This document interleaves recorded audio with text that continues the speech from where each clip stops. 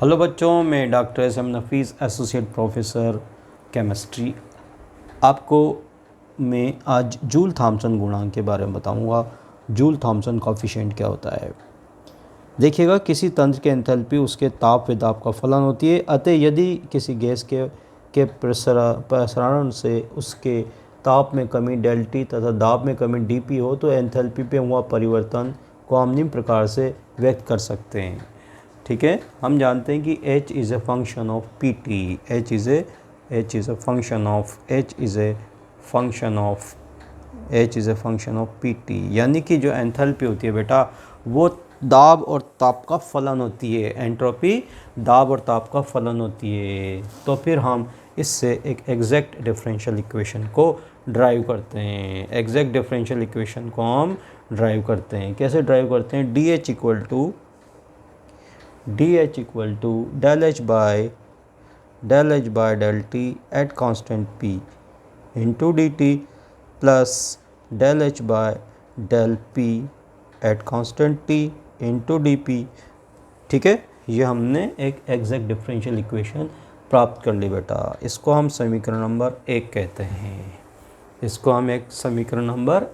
हैं। बेटा यहाँ del H by del T at constant P स्थिर दाब पर ताप के साथ एंथैल्पी में परिवर्तन की दर है तथा del H by del P at constant T स्थिर ताप पर दाब के साथ एंथैल्पी में परिवर्तन की दर है। Means del H by del T at constant P is a rate of change of delta H with respect to change del H by del T at constant P क्या है? The change of H with respect to T at a constant pressure. तो इसको यहाँ पर हम समीकरण 1 को अगर हम देखें तो यहाँ डी एच को हम लिख सकते हैं बेटा। D H equal to del H by del T at constant P को हम बोलते हैं सी पी डी टी। ठीक है, सी पी डी टी है ना। और del H plus del H by del P at constant T into D P, इसको हम बोल देते हैं बेटा समीकरण नंबर 2। क्या बोल देते हैं इसको? हम समीकरण नंबर 2 कह देते हैं बेटा। ठीक है, तो यहाँ पर अब हम आगे चलते हैं। देखिएगा, जूल थॉम्सन प्रयोग के अनुसार प्रसारण में एंथैल्पी स्थिर होती है, अतः डी एच बराबर 0 होता है। जूल थॉम्सन प्रयोग में एंथैल्पी में परिवर्तन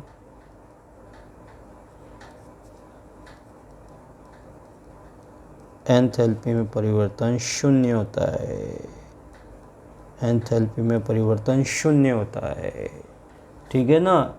अतः हम लिख सकते हैं डी एच बराबर 0। क्या लिख सकते हैं बेटा? डी एच बराबर 0 होता है। बात आई समझ में? डी एच बराबर 0 होता है। तो यहाँ पर हम लिख सकते हैं C P D T plus del H by del P at constant T into D P is equal to 0। C P D T plus del H by del P at constant T D P is equal to 0। ठीक है, तो अगर हम इस समीकरण को arrange करें बेटा तो हम लिख सकते हैं del T by del P at constant H, del T by del P at constant H equal to minus del H by del P at constant T upon C P, और we can write here minus 1 upon C P is equal to del H by del P at constant T. -1 upon C P equal to del H by del P at constant T. आगे बात समझ में? यानी कि इसका मतलब क्या हो बेटा? स्थिर दाब पर क्या हो गया? यहाँ del T by del P at constant स्थिर एंथैल्पी पर दाब के साथ ताप में परिवर्तन की दर del T by del P at constant H जो होता है जूल थॉम्सन गुणांक कहलाता है। मतलब del T by del P है ना, जो है अपन देखें कि जो इकाई दाब परिवर्तन करने पर उसके ताप में कितना परिवर्तन होता है, जबकि इस एंथैल्पी स्थिर हो तो हम इसको जूल थॉम्सन गुणांक कहते हैं। इसको म्यू जेटी से व्यक्त किया जाता है बेटा, किससे? म्यू जेटी से। तो म्यू जेटी बराबर क्या हो गया बेटा? अगर हम देखें तो mu JT is equal to, यानी कि जूल थॉम्सन गुणांक, mu JT is equal to हो गया -1/CP, -1/CP del H by del P, del H by del P at constant T. तो ये हमारा जूल थॉम्सन गुणांक आ गया बेटा। ये हमारा क्या आ गया? जूल थॉम्सन गुणांक आ गया। ठीक है ना।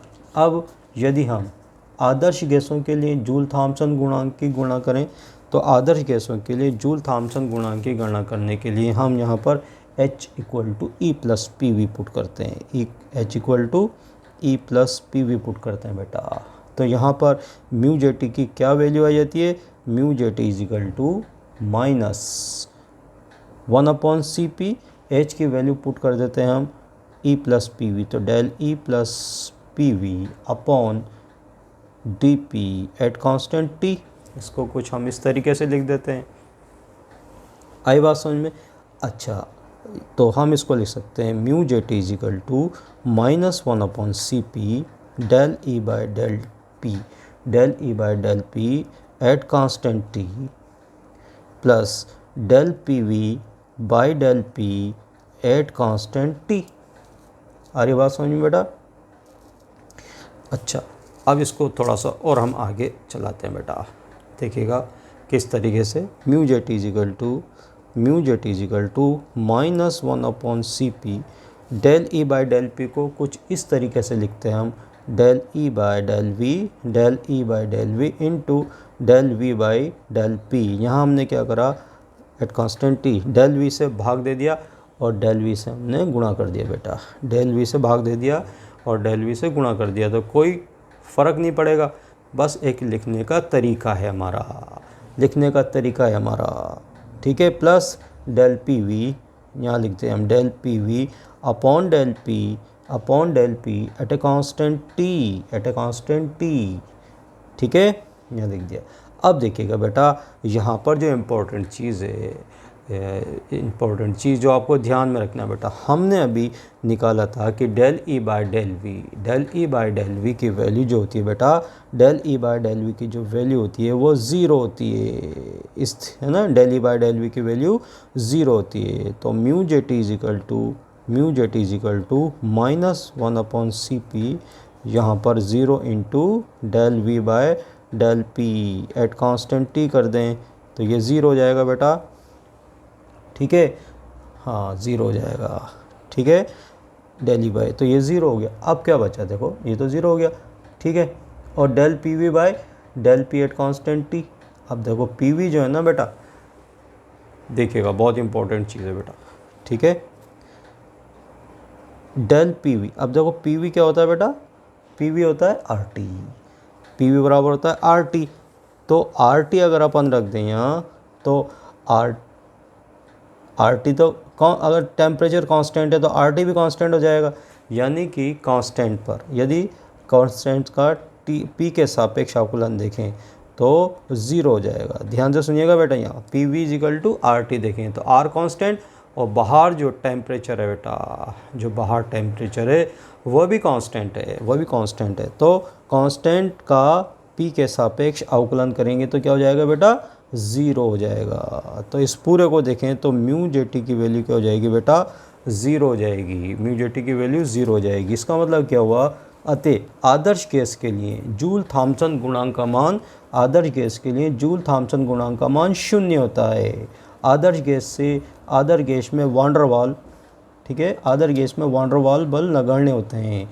अतः आदर्श गैसों के प्रसारण में जूल थॉम्सन प्रभाव 0 होता है। ठीक है ना। तो इस तरीके से हम जूल थॉम्सन, ठीक है, गुणांक की गणना करते हैं और जूल थॉम्सन गुणांक के बाद हम जो है वो ये सिद्ध कर सकते हैं कि आदर्श गैसों के लिए जूल थॉम्सन गुणांक का मान 0 होता है। आई होप आपके बेटा ये समझ में आया होगा। ये बहुत इम्पोर्टेंट टॉपिक है, जूल थॉम्सन गुणांक और आदर्श गैसों के लिए जूल थॉम्सन गुणांक की गणना करना। इसके बाद इसके बाद हम देखेंगे कि वास्तविक गैसों के लिए जूल थॉम्सन गुणांक किस प्रकार से ज्ञात किया जाता है और व्युत्क्रम ताप की गणना किस प्रकार से की जाती है। धन्यवाद।